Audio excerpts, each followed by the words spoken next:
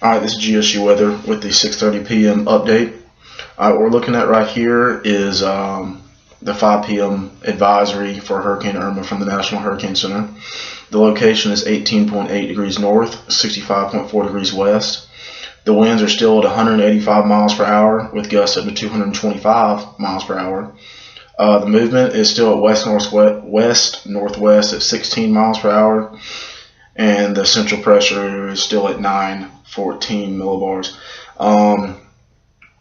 And we'll go ahead and look at the 5-day cone right here. This is the 5-day cone from the National Hurricane Center.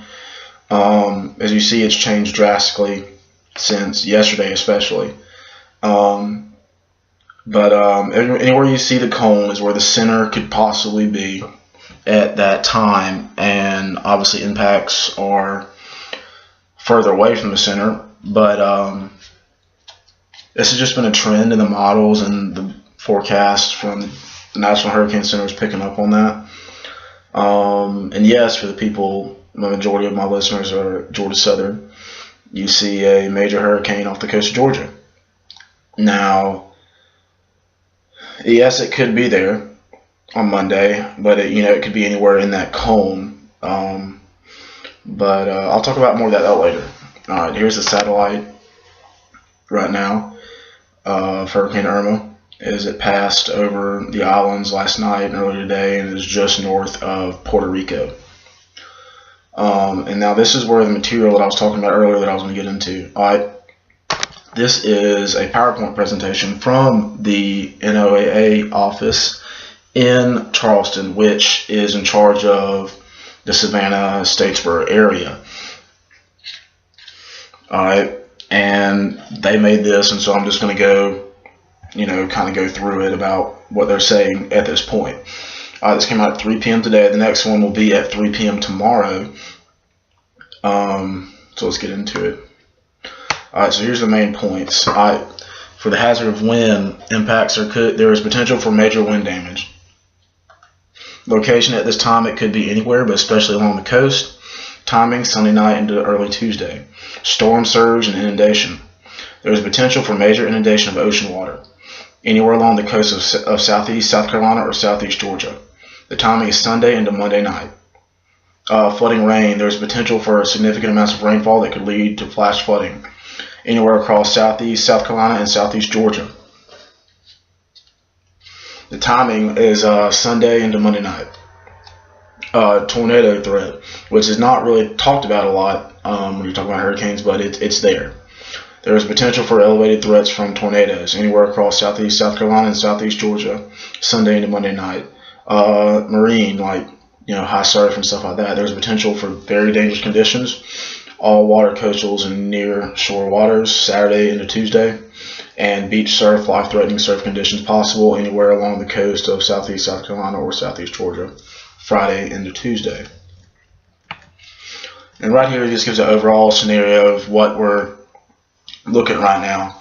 The wind, extreme, but it's very dependent on the ultimate track of Irma. Storm surge, extreme, but it's all this is pretty much dependent on the track. And you can see rainfall and tornadoes and marine. Alright, I don't need to really talk about that. I already talked about that. Like they're saying too, is it's critical on when Irma decides to turn north. That is very critical. Don't really care about that. Alright, I want to talk about this.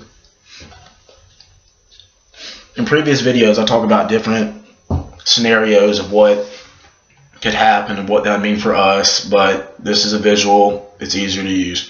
Alright, I'll talk about 4 and 5 first.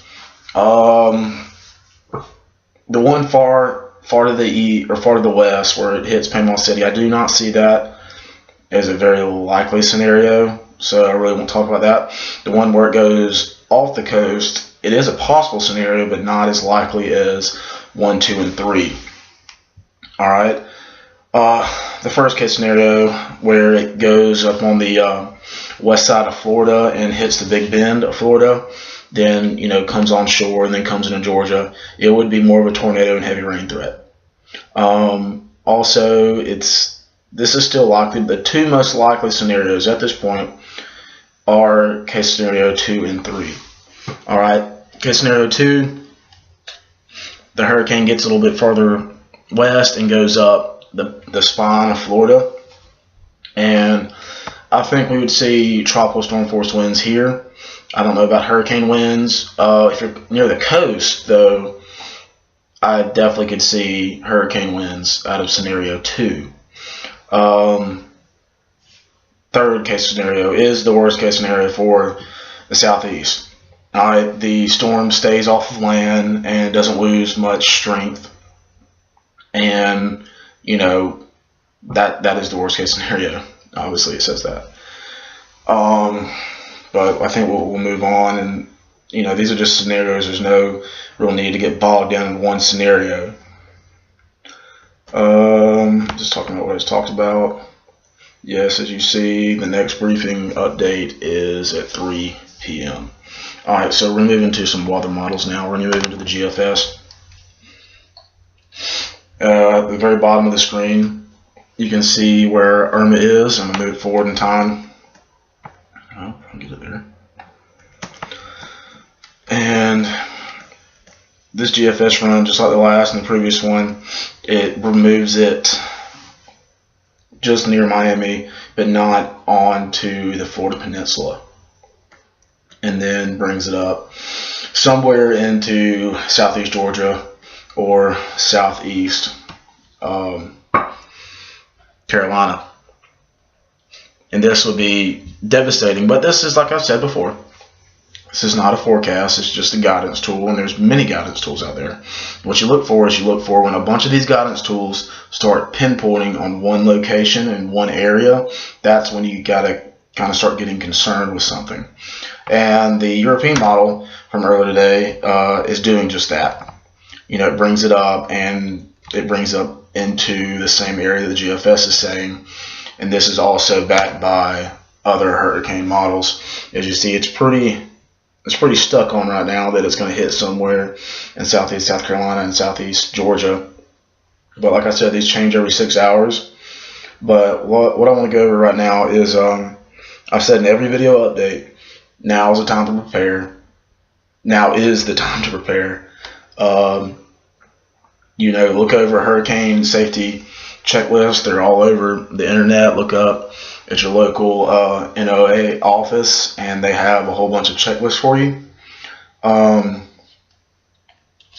that's pretty much all I have right now. And it's going to be that way until we get closer. As you see, it's about 72 hours away from making a turn, and that's when we'll really get very detailed on things. Very detailed at 72 hours out, where we see where it turns north, and I can give you a lot of certainty of where this may go. But as right now, it's still near Puerto Rico, and it has 3 days to get across the just north of Cuba and just north of Haiti and the Dominican Republic. But remember, prepare now for the worst case scenario. We might luck out and not even touch us, but hey, at least we're prepared. All right. And this is GSU Weather signing off.